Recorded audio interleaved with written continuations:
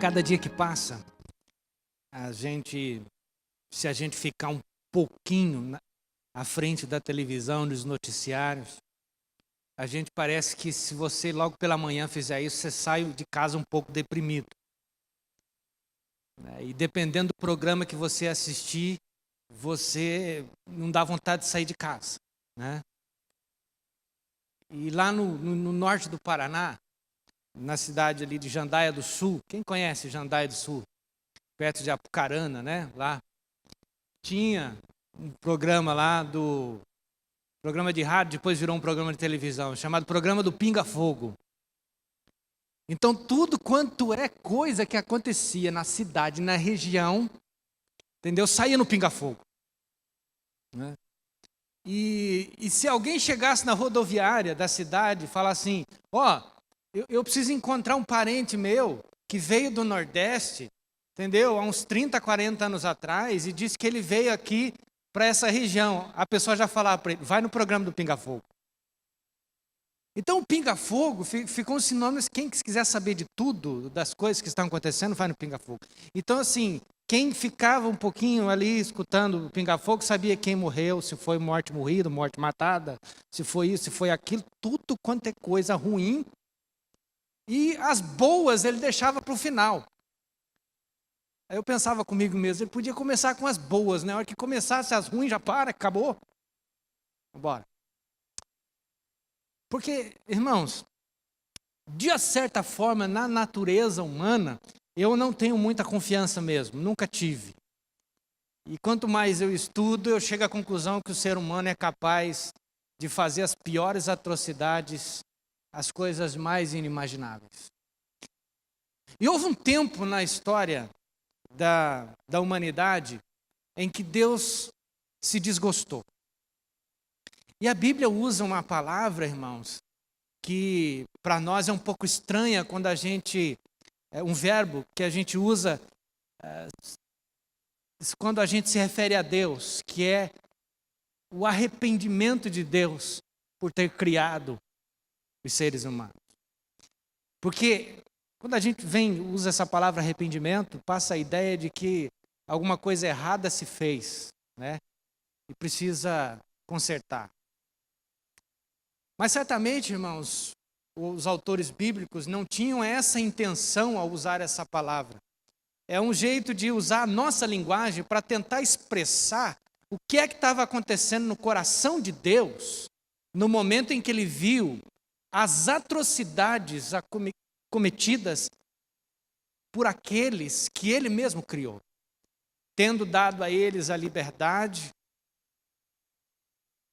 Eles fizeram mau uso dela e são capazes de matar uns aos outros. E aí veio o julgamento de Deus. Mas Deus, irmãos, sendo rico em misericórdia, conforme o texto de Efésios capítulo 2, que nós estudamos hoje pela manhã, Deus providenciou algo para esse povo. E eu quero aqui, irmãos, estudar um pouquinho com vocês a passagem que vai falar exatamente desse recomeço, dessa iniciativa divina de providenciar salvação, mesmo em meio ao caos, à deturpação, à queda. Está lá em Gênesis capítulo de número 6. Eu quero falar com vocês nessa noite sobre os 3 S's. 3 S. Os 3 S's da arca de Noé. Gênesis 6, verso 11 em diante. A terra estava corrompida à vista de Deus e cheia de violência. Viu Deus a terra e eis que estava corrompida, porque todo ser vivente havia corrompido o seu caminho na terra. Então disse Deus a Noé, resolvi dar cabo de toda a carne, porque a terra está cheia da violência dos homens, eis que os farei perecer juntamente com a terra. Faz uma arca de tábuas de cipestres, nela farás compartimentos e a calafetarás com betume por dentro e por fora.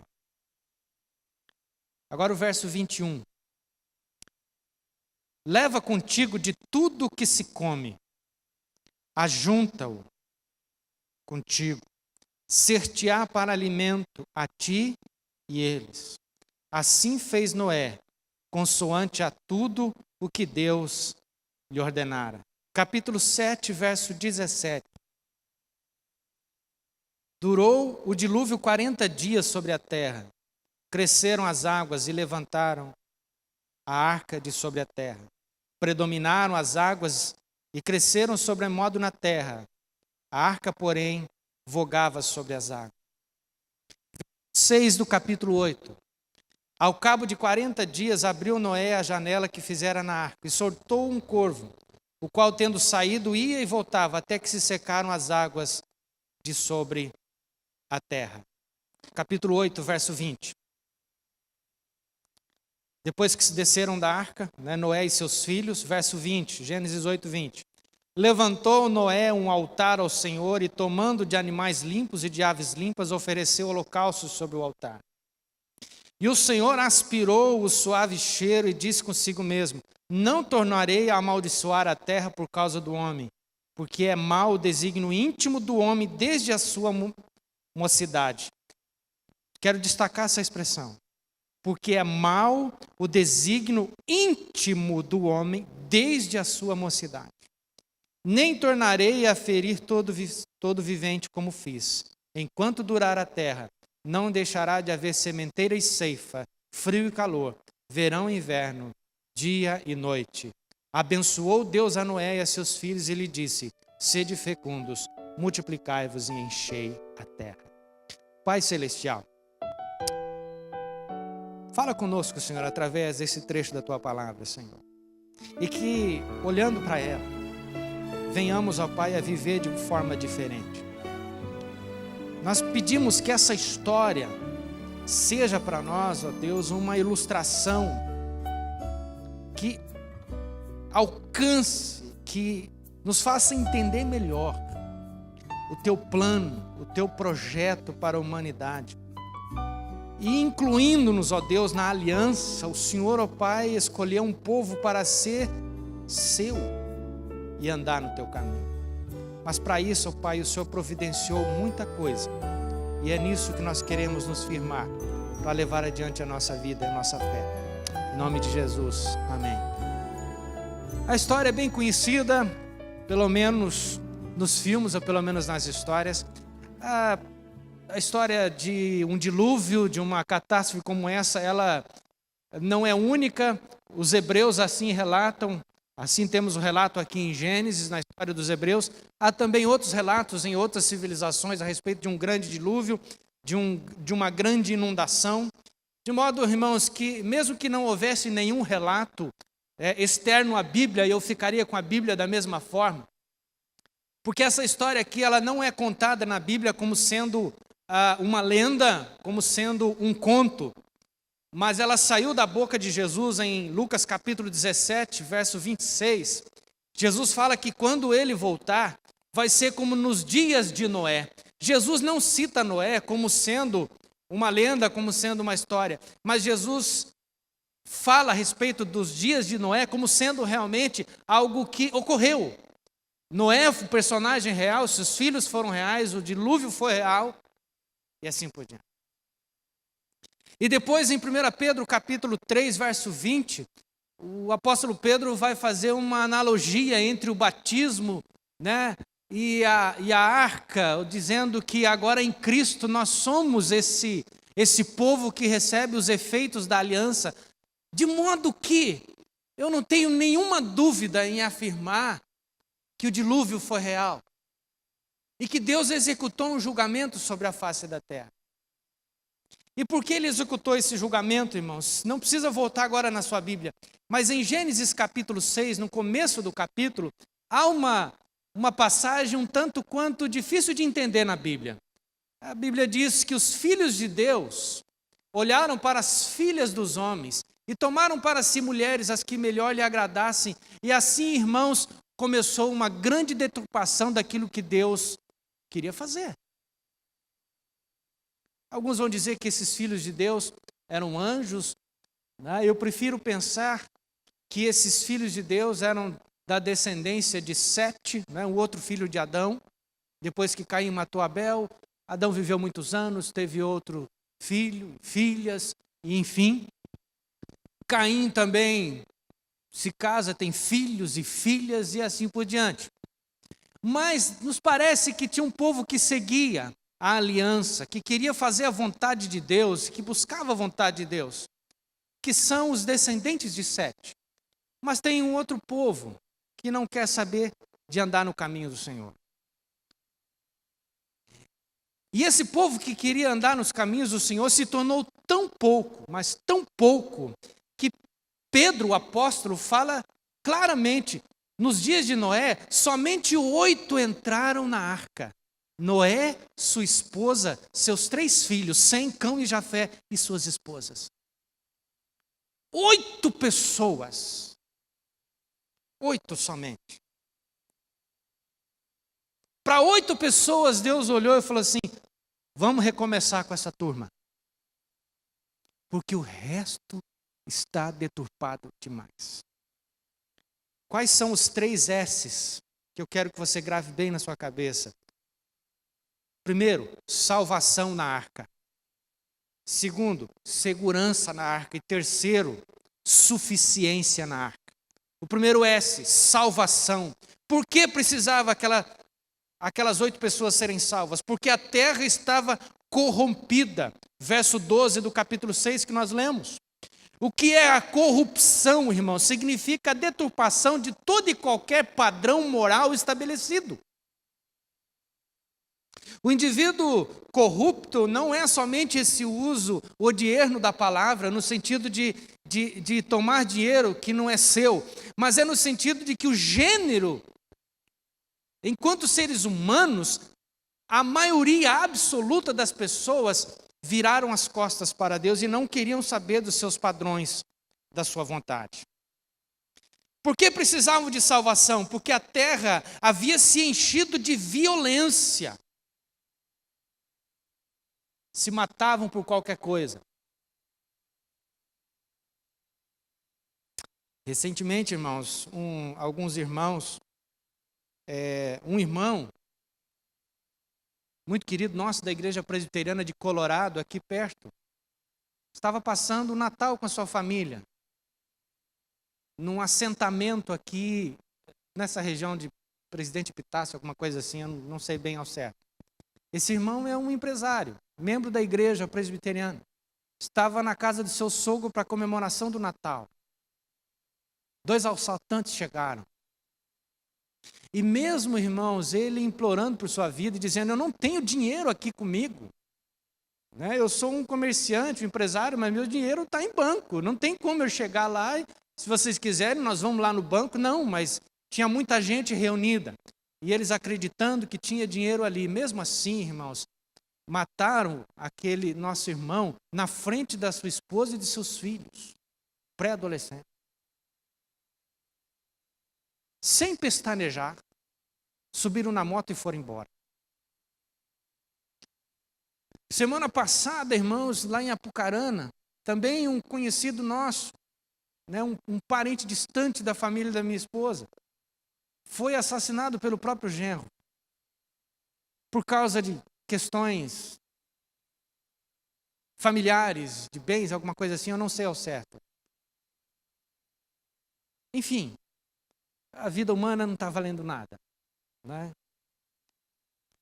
É fácil da gente, irmãos, procurar, e se você quiser, sugiro que você não faça isso. Tem gente que gosta de curtir essas coisas, mas é fácil de você procurar na internet e falar assim, olha, brigas de trânsito. É capacete voando para tudo quanto é lado, é pedaço de pau, é gente chutando o carro do outro e assim por diante. Aqueles, por exemplo, que são dotados de autoridade, muitas vezes são capazes de usurpar, de tomar dinheiro que era destinado para comprar remédio para pessoas que estão sendo tratadas de câncer. E ele tem coragem de desviar dinheiro de remédio de pessoas que estão sendo tratadas de câncer. É desse tipo de corrupção que agora há pouco eu li com vocês, que está no íntimo do ser humano. Salvação por quê? Porque a humanidade havia se enchido de corrupção e de violência. E agora o juízo de Deus era inevitável. E Deus resolveu sim, todos vão morrer, exceto 8 pessoas. Eu acho interessante, meus irmãos, que o nosso senso de justiça ele é tão pobre, mas tão pobre, que quando a gente olha para essa história, muitos, né, talvez até pelo academicismo externo à teologia, olham para essa história e falam, como que pode todos morrerem? Mas se alguém faz uma maldade muito grande com alguém da tua família, eu não te dou 30 segundos para você declarar já a sentença para essa pessoa. E talvez você, de acordo com o grau de violência que a sua família sofreu, talvez você deseje para essa pessoa uma violência ainda maior. Em 30 segundos você já condenou. Agora, Deus, o Criador de todas as coisas, que conhece o íntimo de todas as pessoas, não poderia fazer esse tipo de julgamento? Nós estamos falando, irmãos, de Deus, o Criador. O Deus Todo-Poderoso, Criador. É nesta posição, ou é a tentar ler a Bíblia a partir dessa concepção, é que a gente vai entender por que esse julgamento foi sério. E é também, irmãos, com este sentimento, ou com esse pensamento de quem está julgando o ser humano é o Criador, que a gente tem que ouvir as palavras de Jesus em Lucas capítulo 17, quando Jesus diz assim, no dia em que o Filho do Homem voltar, ou no dia do Filho do Homem, a vida vai estar desse jeito. Ninguém vai estar muito preocupado. Vamos estar se casando, se dando em casamento, a vida cotidiana. Mas nos últimos dias serão dias difíceis. E eu não sou aqui profeta e nem vou ficar falando, olha, Jesus está voltando na próxima geração, esse tipo de coisa eu não faço. Nunca farei. Todos que tentaram erraram. Mas talvez você já tenha ouvido essa expressão. Nós estamos vivendo nos últimos dias. Do ponto de vista reformado, estamos vivendo os últimos dias desde o primeiro século, desde Jesus. E cada dia que passa, irmãos, estamos se aproximando mais da parousia, do momento da volta de Jesus. E agora, esse Jesus volta, mas não mais como Salvador, mas vem para julgar a terra. O que fizeram com a sua mensagem? Aqueles 8 que entraram na arca, irmãos, entraram para serem salvos. Na arca tem salvação. Uma arca que foi betumada, piche, digamos assim, por dentro e por fora. Tempestade, chuva, e ela permaneceu incólume. 8 pessoas, representantes de cada espécie animal. Nada aconteceu com eles. Depois de determinado tempo, as águas baixaram. E Noé recomeça oferecendo a Deus holocaustos. É óbvio que a salvação vem do céu e é providenciada por Deus. E eu não estou dizendo que Deus salvou aquela família, não é porque era uma família perfeita, não. Mas é porque dentre todos aqueles que foram criados, somente esta família mantinha, ou pelo menos Noé mantinha em seu coração um desejo de servir a Deus. Mas ele não era perfeito. Ele precisou de graça para entrar naquela arca. A grande prova disso, irmãos, é que eu não vou explorar isso hoje, mas é que logo após descerem da arca, a água baixa, Noé planta uma vinha, faz vinho, se embebeda e é capaz de amaldiçoar um próprio filho. Essa é uma história. Faz parte da história da nossa salvação. A outra coisa que eu quero salientar aqui, o outro S, é o S da segurança. Quem planejou a arca foi Deus. Verso 14 ao 16 do capítulo 6, Deus disse, olha, tantos metros assim, coisa de 34 metros, se eu não me engano, né, transformando côvados e tal.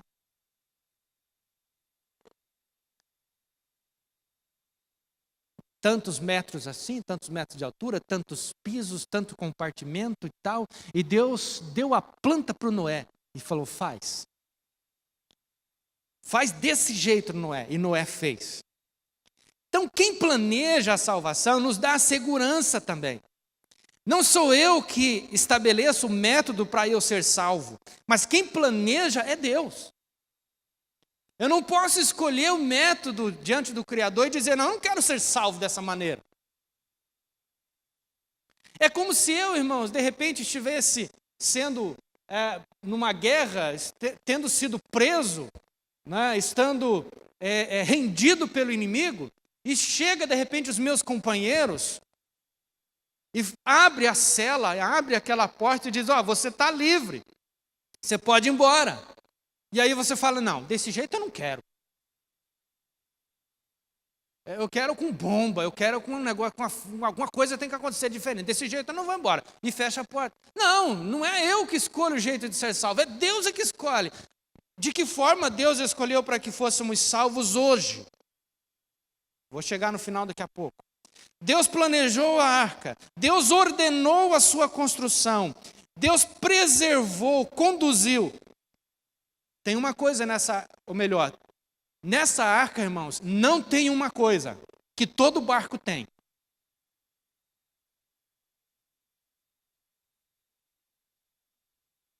Quem tem o controle? Quem tem o leme? Quem está no timão? Não tem. Nem vela erguida tem. É só uma arca sob a água, que poderia pousar, que poderia, irmãos, ficar depois que as águas baixassem em qualquer lugar. Mas quem estava lá dentro estava salvo. Porque quem preservou e conduziu foi Deus. É só a gente ler a carta de Romanos, especialmente Romanos capítulo 8. É só a gente, irmãos, ouvir as palavras de Jesus, Jesus dizendo o seguinte, olha, Deus é quem envia para mim as minhas ovelhas, os meus, e ninguém arrebata da minha mão. Quem preserva é Deus.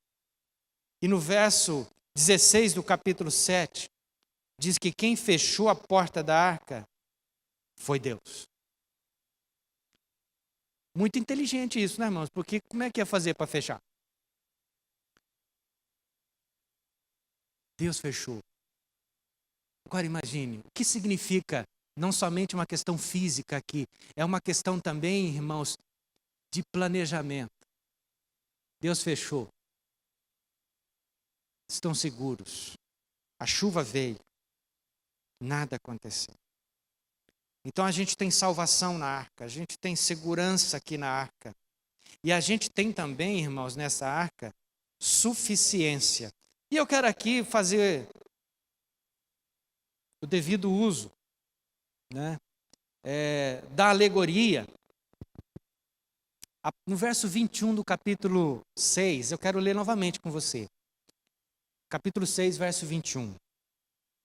Leva contigo de tudo que se come. Ajunta-o contigo. Capítulo 6, verso 21. Ser-te-á para alimento a ti e a eles. Ou seja, a todos os animais. Leva contigo de tudo que se come. Ajunta-o contigo. Ser-te-á para alimento a ti e a eles. Na arca havia a suficiência. Tudo que eles precisavam para aqueles dias de dilúvio estava ali dentro da arca. Fazendo uso, então, de uma analogia e também de uma alegorização. Há suficiência para nós em Cristo hoje. Todos que entraram na arca se salvaram. E também todos aqueles que recebem a Jesus Cristo como Senhor e Salvador de suas vidas, também estão seguramente salvos. E ninguém pode arrebatar esses salvos da mão de Jesus Cristo. Hebreus capítulo 5. Abra sua Bíblia, por favor.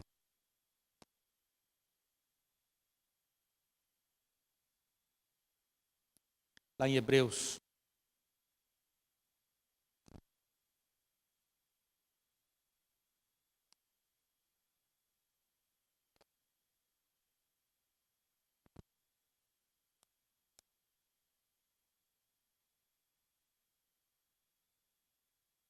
Capítulo 5, verso número 9.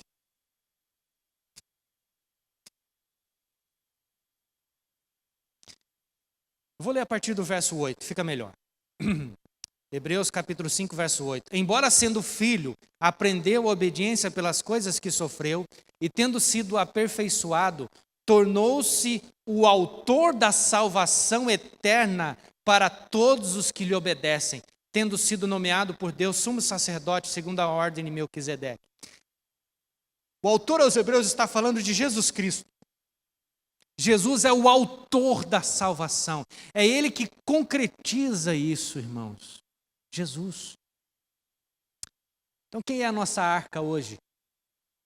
Jesus. Vamos ler 1 Pedro capítulo 3. Abra sua Bíblia aí. 1 Pedro capítulo 3.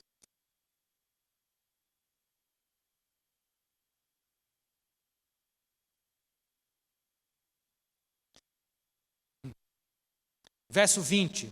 1 Pedro 3, verso 20. 1 Pedro 3, verso 20. Os quais, noutro tempo, foram desobedientes, quanto à longanimidade de Deus, aguardava nos dias de Noé, enquanto se preparava a arca, na qual poucos, a saber, 8 pessoas foram salvos através da água, a qual, figurando o batismo, agora também vos salva. Não sendo remoção da imundícia da carne, mas a indagação de uma boa consciência para com Deus, por meio da ressurreição de Jesus Cristo, o qual, depois de ir para o céu, está à destra de Deus, ficando-lhe subordinado anjos e potestades e poderes. O que é que o apóstolo Pedro está dizendo? Que não somente Jesus considerou Noé um personagem real e o dilúvio um fato real, mas também fez aqui uma devida ligação, dizendo o seguinte: da mesma forma que aqueles 8 foram salvos, vocês também são salvos em Cristo Jesus. Todos aqueles que recebem em seus corações a boa palavra de Deus, nascem de novo, tem Jesus como Senhor, tem a suficiência, ou seja, suficiência, irmãos, é a satisfação. Salvação, segurança, suficiência. Talvez, irmãos, muitas pessoas estejam cambaleando, andando de um lado para o outro, tateando, buscando salvação em vários lugares. Quero dizer uma coisa para você: não tem salvação fora de Jesus Cristo. Há um só caminho. Há um só mediador entre nós e Deus, Jesus Cristo, o homem, diz o apóstolo Paulo a Timóteo. Não adianta buscar outro jeito, não é pelas obras, as obras não nos qualificam, não é por genealogia, ou seja, não é por ser filho de alguém que tem muita fé, não é pelo pertencimento a qualquer tipo de instituição somente, mas é tão somente, irmãos, pela fé em Cristo Jesus depositada no sacrifício dele pelos nossos pecados, que nós podemos ser salvos. Somos salvos, somos seguros e temos a suficiência. Tudo que nós precisamos está em Cristo, assim como tudo o que aquelas 8 pessoas precisavam naqueles dias estava dentro da arca. Também nós, tudo o que precisamos está em Cristo para a nossa salvação. Queres tu isso? Quer salvação para a sua vida? Refugie-se em Cristo. Creia nele. E tu jamais serás o mesmo. E sua vida estará segura nas mãos de Jesus. Vamos orar? Obrigado, Senhor, pela tua infinita misericórdia e bondade, pela tua palavra que é viva e verdadeira. pela vida dos irmãos, pela igreja do Senhor. Obrigado, Pai, mais uma vez, pela vida dessa igreja e por ela ser, ó Deus, um luzeiro, por ela ser, ó Pai, um instrumento na pregação da Tua palavra, através da vida dos seus membros, dos seus pastores, de seus presbíteros, de seus diáconos. Então, Senhor, continua usando esta igreja para anunciar, para pregar o evangelho do reino de Deus. Esse é o desejo do nosso coração, em nome de Jesus. Amém.